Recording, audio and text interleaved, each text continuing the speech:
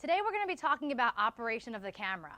So I want to go over some basics for you for when you are in the camera position role for cameras 1 and 2. The first and important safety feature is to make sure that you have this tripod locked. So over here you're going to see your tilt lock. Make sure before you touch that you're holding on to the camera handles so when you release it, it doesn't drop.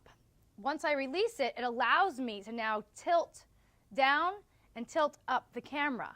But when I'm done, or any time that I'm no longer in operation of the camera, I need to be sure to lock that back up level before I walk away from the camera. So that is your tilt lock. The other thing you want to be aware of is panning. Right now, if I try to move this camera, it's locked down in pan.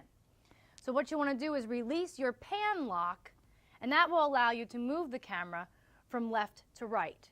Again, once you're done, please be sure to lock that back into position.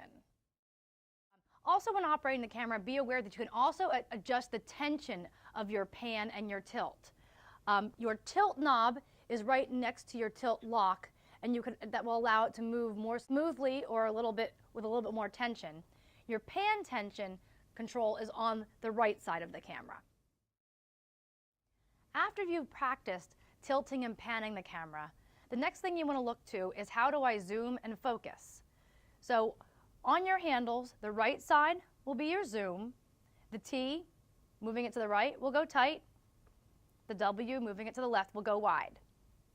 Then with your focus on the left-hand side, you just adjust that knob until you have a clear look. So what you want to do when setting up, especially shooting somebody for like the news set, for example, you want to make sure to do what's called calibrating the zoom. And what that means is you're going to take the zoom and zoom it all the way into the eyes of the subject. Once you see the eyes, you then use the focus control to focus on the eyes and pull back. That way everything between the camera lens and the subject will be in clear focus. So we've talked about tilt, we've talked about pan, we've talked about zoom, and we've talked about focus. The next type of camera movement I want to quickly show you is the truck and the dolly.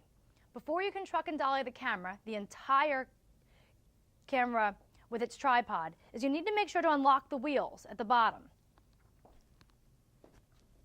Once you unlock all 3 wheels, that will allow you to truck and dolly the camera. Trucking, moving it from left to right.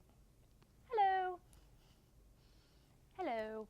And dollying the camera in and back.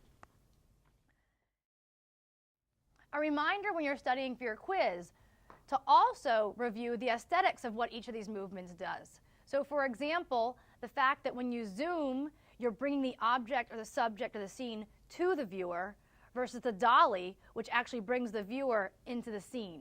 You want to make sure to look at the concepts along with the mechanics of doing the movements for class. Next, we're going to be talking about camera control units, more commonly referred to as CCUs.